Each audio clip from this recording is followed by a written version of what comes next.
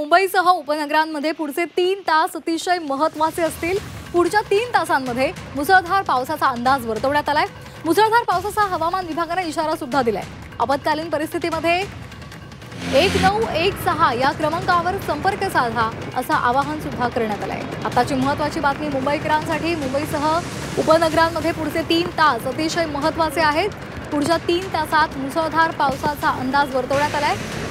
तसंच आपत्कालीन परिस्थितीमध्ये 1916 या क्रमांकावर संपर्क साधा असं आवाहन सुद्धा करण्यात आले। या संदर्भात अधिक माहिती देत आहेत आमचे प्रतिनिधी महेश बागल।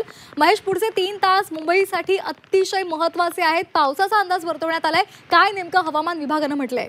नक्कीच आठवड्याचा पहिला दिवस आहे आणि अशातच काल रात्रीपासून मुंबई आणि मुंबईच्या आजूबाजूच्या शहरांमध्ये पावसाने जोरदार बॅटिंग सुरू केलेली आहे। भारतीय हवामान खात्याकडून मुंबई महानगरात पुढील 3 तासासाठी मुसळधार पावसाचा इशारा देण्यात आलेला आहे। त्यामुळे मुंबईची लाईफलाईन मानल्या जाणाऱ्या लोकल रेल्वेच्या संदर्भात सध्या तरी परिस्थिती ही चांगली आहे, कारण लोकल रेल्वे या काही मिनिटाच्या अंतराने उशिरा का होईना पण चालत आहेत। त्याचप्रमाणे मुंबई महानगरपालिकेतर्फे एक मुख्य नियंत्रण कक्षाच्या माध्यमातून मदत पुरवण्याचा प्रयत्न केला जातोय। 1916 या क्रमांकावर जर कोणाला कुठली मदत हवी असेल, कुठली माहिती हवी असेल तर मुंबईकरांनी या नंबरवर संपर्क साधावा असं आवाहन मुंबई महानगरपालिकेतर्फे करण्यात आलेलं आहे।